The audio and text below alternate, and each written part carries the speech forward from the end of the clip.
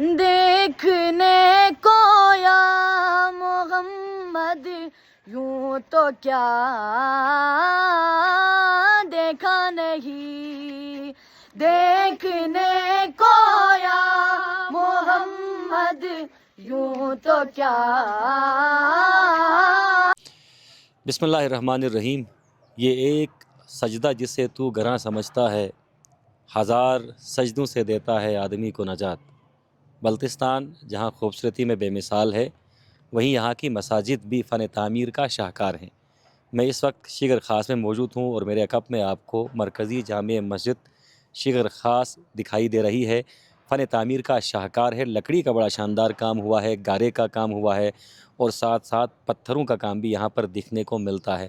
دور دراز سے آنے والے لوگ یہاں پر عبادت بھی کرتے ہیں اور ساتھ ساتھ فن تعمیر کو دیکھ کر کاریگر کی تعریف کیے بنا بھی نہیں رہتے۔ تو آج اس مسجد کی آپ کو زیارت کرواتے ہیں اور ساتھ ساتھ یہاں پر کچھ ذمہ داران موجود ہیں، ان سے بات کرنے کی کوشش کرتے ہیں۔ وزیر فضالی صاحب معروف سماجی شخصیت ہیں، کسی تعارف کے محتاج نہیں ہیں، اور ان کے ساتھ تشریف فرما ہیں سید مہدی شاہ رضوی صاحب، اور اس مسجد کی تعمیر میں ان دونوں کا بڑا کلیدی کردار ہے۔ وزیر صاحب السلام علیکم۔ وعلیکم السلام۔ بہت شکریہ آپ نے اسکردو ٹی وی کو وقت دیا۔ یقیناً اس مسجد کی تعمیر میں بڑا وقت صرف ہوا ہے اور بڑا سرمایہ صرف ہوا ہے۔ اب رب تعالیٰ کے فضل و کرم سے مسجد تقریباً تیار ہو چکی ہے اور اوپر والے پورشن میں اس وقت فنیشنگ کا کام جاری ہے۔ اس سفر کا آغاز کب ہوا؟ محترم محمد علی انجم صاحب، یہاں پر شیگر میں جماعت کے لیے خانقاہ معلیٰ تھا، جس میں تقریباً 350 نفر ایک ساتھ نماز پڑھ سکتے ہیں۔ جی جی۔ تو یہ فیصلہ ہوا، تو اس کے بعد اس کو RCC میں ڈیزائن کیا گیا۔ شروع میں RCC میں ڈیزائن کیا گیا۔ اس کے بعد یہ فورٹ جو بنانے والے انجینئرز تھے، مسعود خان جو کہ امریکہ میں پروفیسر ہیں، پڑھاتے ہیں، وہ اس کلچرل اس کا ماہر ہے۔ تو انہوں نے، میں Shigar town management and development society کا صدر ہوں، تو انہوں نے مجھ سے بات کیا، بھائی آپ لوگ بنا رہے ہیں، دیکھو RCC بلڈنگ دیکھنے کے لیے آپ کے علاقے میں کوئی نہیں آتا ہے، کوئی وہ واشنگٹن سے یا امریکہ سے یا جرمنی سے یا پاکستان سے کوئی نہیں آتے ہیں، وہ صرف آپ کا کلچر دیکھنے کے لیے آتے ہیں۔ ایک دوسرے نمبر پر جو RCC ہے وہ آپ کے موسم کے مناسبت سے آپ کے لیے بہتر نہیں ہے۔ آپ اپنے کلچرل طور پر بنائیں۔ آپ کے سامنے یہ فورٹ ہے 400 سال سے، خانقاہ معلیٰ ہے، امبرک مسجد ہے 600-700 سال سے ریپیریبل ہے۔ یہ RCC جو ہے وہ 100 سال کے بعد یہ ڈینجرس ہے، اس کو اکھاڑنا پڑتا ہے۔ تو بہتر ہے کہ آپ لوگ اس کو لکڑی میں شفٹ کریں۔ تو میرے ساتھ ہماری ٹیم گئی شیگر ٹاؤن مینجمنٹ سوسائٹی کا، جس میں ہم 16 ممبر ہیں مرپی اور مرکنجہ سے۔ تو ہم آغا صاحب کے پاس گئے، ہم نے کہا جی اس طرح سے ہم لکڑی میں، اگر آپ اجازت دے دیں تو اس کو لکڑی میں بناتے ہیں۔ تو آغا صاحب نے کہا اتنی بڑی مسجد آپ لکڑی میں کیسے بناؤ گے، اتنا نیا دور ہے، لوگ RCC میں بنا رہے ہیں۔ بہرحال پھر ہم نے انجینئر کو آغا صاحب سے ملوایا، آخر آغا صاحب راضی ہو گئے اس کے بنانے کے لیے۔ صحیح۔ تو یہ کس سن کی بات ہے؟ یہ 2005 باقاعدہ کام کب شروع ہوا تھا؟ 2004 میں اس مسجد کی تعمیر کا کام شروع ہوا تھا اور تقریباً 21 سال گزر چکے ہیں اور اب مسجد تقریباً تیار ہو چکی ہے۔ تو وزیر صاحب مسجد کے اندر بھی جاتے ہیں، مسجد کے اندر کی بھی زیارت کرتے ہیں۔ وزیر صاحب نے جس طرح کہا کہ ابتدا میں سوچا جا رہا تھا کہ اسے کنکریٹ کی مسجد بنائی جائے، لیکن ماہرین کے مطابق اور مقامی افراد کا جو مشورہ ہے اس پر عمل کرتے ہوئے اس کا ڈیزائن بھی شفٹ کیا گیا اور فیصلہ کیا گیا کہ اسے لکڑی سے تعمیر کروایا جائے گا، اور کافی ہیوی کام یہاں پر ہوا ہے، لگ بھگ 21 سال لگے ہیں، اور جو لکڑی یہاں پر استعمال ہوئی ہے مقامی لکڑی ہے، پتھروں کا استعمال ہوا ہے، گارے کا استعمال ہوا ہے۔ تو وزیر صاحب کن کن شخصیات کا تعاون شامل حال رہا؟ یقیناً ایک لمبا سفر ہے، 21 سالوں کے دوران یقیناً لوگوں نے بھی بڑی محنت کی ہے اس میں، اور کاریگروں کی بڑی محنت شامل ہے، اور آپ کی سرپرستی بھی یہاں پر شامل حال رہی ہے۔ تو اس سفر کے دوران کس کس نے آپ کے ساتھ تعاون کیا؟ کیا یہ مقامی سطح پر لوگوں کے چندے کی بنیاد پر بنائی گئی ہے، یا کسی NGO نے یا کسی تنظیم نے آپ کے ساتھ سپورٹ بھی کیا ہے؟ اس میں شروع کا انیشیٹو آصف حسین صاحب کا ہے جی۔ اس کے بعد شیگر کے دونوں یونین کونسل کے عوام نے بھرپور تعاون کیا۔ ٹوٹلی 22 لاکھ روپے ہمیں ملا ہے مارفی فاؤنڈیشن سے۔ باقی جتنا لکڑی ہے لوگوں نے ڈونیشن دیا، جن کے پاس پیسہ تھا پیسے دیا، جن کے پاس لکڑی تھا لکڑی دیا، ٹریکٹر والوں نے پتھر لایا، لوگوں نے مفت کام کیا. تو ٹوٹلی لوگوں کا اپنا کام کر کے باہر سے کوئی کسی نے فنڈنگ نہیں دیا ہے، ٹھیک، سوائے مارفی فاؤنڈیشن نے 22 لاکھ روپے دیا. صحیح. تو اس کے شروع میں کام کرنے کے لیے ہمارا ادھر ایک نرسنگ ہے اقبال صاحب، انہوں نے بہت ایفرٹ کیا. اس کے بعد یہ میں سمجھتا ہوں اوپر اللہ، دوسرا یہ ہمارا سید مہدی شاہ صاحب، اس نے اپنا کاروبار چھوڑ کے دن رات ابھی جتنا محنت ہو رہا ہے تقریباً 8-10 سالوں سے اس نے اپنا آپ کو مسجد کے لیے وقف کیا ہوا ہے. تو تمام موقع کے اوپر کام، ہم تو کبھی کبھار آغا صاحب بلاتے ہیں تو ہم آتے ہیں مشورے کے لیے، باقی ٹوٹلی نگرانی شاہ صاحب کرتے ہیں. نا، بالکل موقع کے اوپر نگرانی شاہ صاحب کرتے ہیں. اور یہ آپ کو پتہ ہے اس کا اپنا بزنس ہے، دکاندار ہے، مگر اس نے اپنے دکان کو بھی پس پش ڈال کے کاروبار کو پس دن رات بس مسجد کے سوچ میں رہتے ہیں. تو ہمارا موجودہ امام مسجد ہے آغا سید محمد طہا صاحب، تو ہم کمیٹی ہیں آغا صاحب کے ساتھ 14 رکنی کمیٹی ہیں. اس میں سے کچھ فعال ہیں کچھ غیر فعال ہیں، کچھ 4-5 آدمی جو فعال کام کرتے ہیں. ہم صرف مشورے کے حد تک. اکاؤنٹ میرا اور آغا صاحب کا جوائنٹ اکاؤنٹ ہے.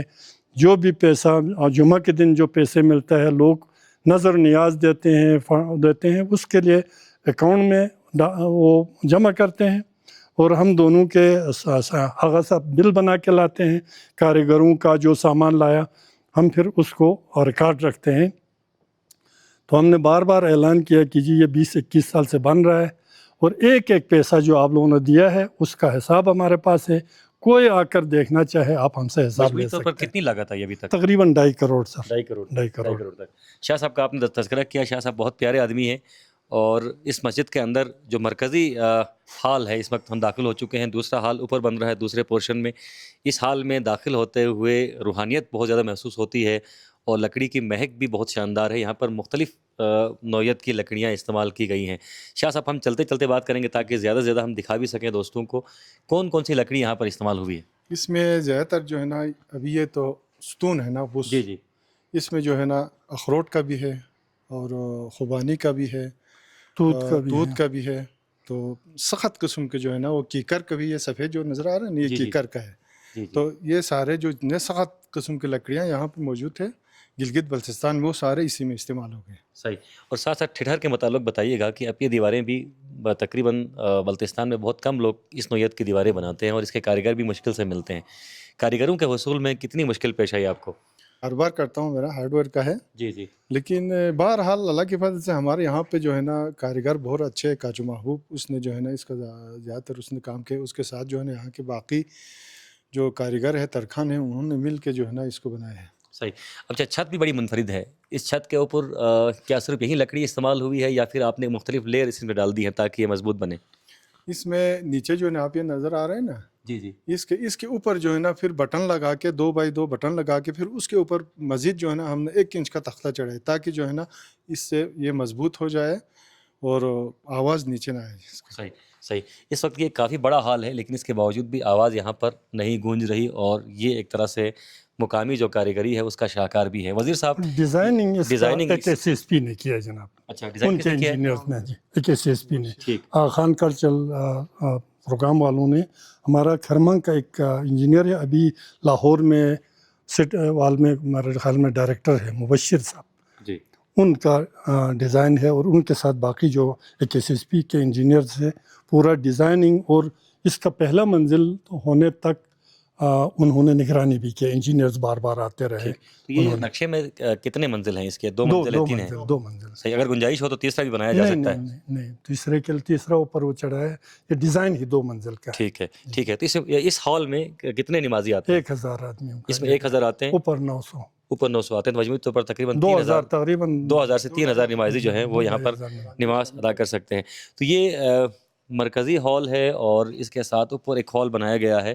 جس طرح شاہ صاحب نے بتایا کہ یہاں پر مختلف لکڑیاں استعمال ہوئی ہیں. شہتوت کی لکڑی ہے، بادام کی لکڑی ہے، اور اس طرح اخروٹ کی لکڑی ہے، اور ان لکڑیوں نے چنار کی لکڑی ہے، اور تب مختلف انواع کی لکڑیوں نے یہاں پر منظر کو انتہائی نورانی کر دیا ہے، اور جو اٹریکشن ہے وہ بہت زیادہ اس کی ہو رہی ہے. تو یہ پہلا ہال ہے. اس وقت یہاں پر نماز قائم ہوتی ہے. جمعے کے روز یہاں پر نمازیوں کی کثیر تعداد آیا کرتی ہے. اوپر جو پورشن ہے, اوپری جو ہال ہے, وہ اس وقت فنیشنگ کے مراحل میں ہے. اور لگ بھگ وزیر صاحب کب تک تیار ہو جائے گا اوپر والا ہال؟ انشاءاللہ کام جاری ہے جناب. اس سیزن سردیوں کے سیزن سے پہلے کمپلیٹ ہوگا انشاءاللہ. سردیوں کے سیزن سے پہلے اوپر والا ہال انشاءاللہ تقریباً مکمل ہوگا. کمپلیٹ ہے جناب. اس وقت ہم اوپری ہال میں داخل ہو چکے ہیں اور اوپری ہال اس وقت فنیشنگ کے آخری مراحل میں ہے. کلرنگ ہو چکی ہے اور ساتھ ساتھ بس ابھی صرف کارپٹ وغیرہ بچھانا باقی رہ گیا ہے. اور یہاں پر بھی جس طرح وزیر صاحب نے اور شاہ صاحب نے بتایا کہ نمازیوں کی بڑی گنجائش یہاں پر بھی بنتی ہے.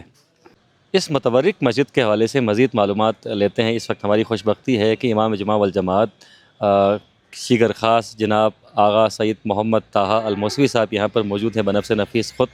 اور آپ حضرت نے اس کام کی براہ راست سرپرستی بھی کی ہے اور ان دنوں بطور امام جمعہ اپنی خدمات بھی سر انجام دے رہے ہیں. آغا صاحب, سب سے پہلے تو آپ کو بہت مبارک ہو. مسجد تکریم کے آخری مراحل میں ہے اور رب تعالیٰ کا گھر بنانا یقیناً سعادت کی بات ہے. 21 سال کا عرصہ لگا ہے. ان 21 سالوں کے دوران کس نے تعاون کیا اور کہاں پر مشکلات آئیں, اور اس وقت مسجد کی حالت کے متعلق آپ کیا کہنا چاہیں گے؟ اولاً آپ لوگوں کا بہت بہت شکریہ جناب. آپ شکر تشریف لائے اور یہاں ہماری جامع مسجد کے حوالے سے آپ لوگ معلومات حاصل کر رہے ہیں. یہ جامع مسجد جناب اس اللہ کا لاکھ لاکھ شکر ہے کہ صرف شگر کے 2 یونین کونسل ہے, یونین کونسل مرپی اور یونین کونسل مرکنجا. جی, یہاں کے لوگوں نے بنیاد سے لے کے اب تک اخراجات برداشت کر رہے ہیں. کم و بیش 3 کروڑ روپے خرچ ہو چکے ہیں اس کے اوپر. لکڑی جو ہے نا پورے لوگوں نے دی ہے, سب کچھ یہ مال بھر لوگوں کے ہیں. ابھی تک لوگ پیسے دے رہے ہیں. تو اس اللہ کا شکر ہے جی. لاکھ 2,500 لوگ بیک وقت اس میں نماز ادا کر سکتے ہیں. 2,500 کی گنجائش ہے. تو اللہ کا شکر ہے. لاکھ. ہاں جی. اچھا آغا صاحب, فرمائیے کہ مستقبل قریب میں کیا ارادہ ہے؟ مسجد اب 2 پورشن میں تیار ہو چکی ہے اور اس کے بعد وزیر صاحب نے بتایا, شاہ صاحب نے بتایا کہ تیسرا پورشن لگانے کی گنجائش نہیں ہے. گنجائش ہے جی. اس میں لکڑی سے جو شروع میں جو کنسٹرکشن اس کی تعمیر جو لکڑی سے ہوئی ہے وہ اسی لیے کہ ہم انشاءاللہ جب چاہے جس وقت چاہے ہم اوپر کے گنبد کو اٹھا کے 3 منزل 4 منزل اس کے اوپر ہم چڑھا سکتے ہیں. اور اس میں بہت بڑی خوبی ایک یہ ہے, RCC میں وہ خوبی نہیں ہے. اس میں اگر ایک لکڑی خراب ہو جائے, ایک بلی خراب ہو جائے, اس کو نکال کے دوسرا ہم اس کے اندر فٹ کر سکتے ہیں. اللہ کا شکر. جی بالکل جی. اچھا آغا صاحب, فرمائیے گا مسجد کا شاندار ہونا کیوں ضروری ہے؟ بہت سارے لوگوں کی خواہش بھی ہے کہ ان کے محلے کی مسجد شاندار ہو, خوبصورت ہو, منفرد ہو. جی. یہ کیوں ضروری ہے کہ مساجد کو ہم منفرد بنائیں, شاندار بنائیں؟ جناب مساجد کا جو ہے یہ صاف ستھرا ہونا اور بالکل لوگوں کے لیے ایک پرکشش ہونا اس لیے ضروری ہے. جس طرح سے ہم اپنے گھروں میں صاف ستھرا کارپیٹ ہم جو بچھاتے ہیں, اپنے جو کپڑے ہیں وہ صاف ستھرا ہم رکھتے ہیں, اپنے بدن کو ہم صاف ستھرا رکھتے ہیں. یہ اللہ کا گھر ہے. ایک آدمی عبادت کے لیے جب یہاں پر آتا ہے تو جناب یہاں پر صاف ستھرا ہو, بالکل پاک. لیکن میں اس چیز کا میں لوگوں کو میں وہ کرتا ہوں ہدایت نصیحت کہ زیادہ ہم فیشن کی طرف مسجد نہیں جانا چاہیے. سادہ ہونی چاہیے. جی بالکل سادہ. آپ کارپیٹ آپ کے پاس صاف ستھرا ہو, دیوار صاف ستھرے اب ہوں, لائٹنگ ٹھیک ہو, پنکھے لگے ہوئے ہیں آپ کے پاس, باتھ روم رننگ واٹر ہو, اس کے اندر کسی کا پاؤں یا ہاتھ نجس ہو جائے تو آپ کے پاس انتظام ہو. گرمیوں میں جون سے لے کے سپٹمبر تک لوگوں کے لیے پینے کے پانی کا, صاف پانی کا انتظام ہو یہاں پر. تو یہ ضروری ہے جناب, صاف ستھرا. آپ پوری دنیا میں آپ دیکھیں, ہمارے جو دینی مراکز ہے سعودی عرب میں آپ دیکھیں, وہاں پر کعبہ ہے, وہاں پر مسجد الحرام ہے. آپ ایران میں دیکھیں, عراق میں دیکھیں, شام میں دیکھیں, جہاں کہیں بھی آپ دیکھیں جو مساجد ہیں بہت صاف ستھرا, فرسٹ کلاس, نیٹ. تو یہ ایک افسوس سے کہنا پڑتا ہے ہمارے بلتستان میں جو محلے کی جو مساجد ہے اس میں صفائی کا اتنا خیال نہیں رکھا جاتا ہے. صاف ستھرا ہونا, روزانہ جھاڑو دینا بہت ضروری ہے. یہ بالکل جی. نفاست یہ ہمارے دین کا حکم بھی ہے کہ جو نظافت ہے, صاف ستھرا رہنا, یہ نصف ایمان ہے. بالکل بے شک بے شک، بہت شکر گزار ہوں آغا صاحب آپ کا، آپ نے ہمیں وقت دیا۔ آغا صاحب ہم سے گفتگو کر رہے تھے اور آغا صاحب نے کہا کہ مساجد کا خوبصورت ہونا، مساجد کا دل فریب ہونا اور مساجد کو صاف رکھنا ہماری اجتماعی ضرورت ہے اور ہماری اجتماعی ذمہ داری بھی ہے۔ بہت سارے لوگ شگر آتے ہیں اور شگر کے مختلف تفریحی مقامات کا رخ کرتے ہیں۔ اب یہ ایک ثقافتی ورثے کے طور پر شگر آنے والے سیاحوں کے لیے یہاں پر ایک اچھا اضافہ ہوا ہے۔ آپ یہاں پر عبادت کی غرض سے بھی آ سکتے ہیں اور فن تعمیر کو دیکھنے کے لیے بھی یہاں پر آ سکتے ہیں۔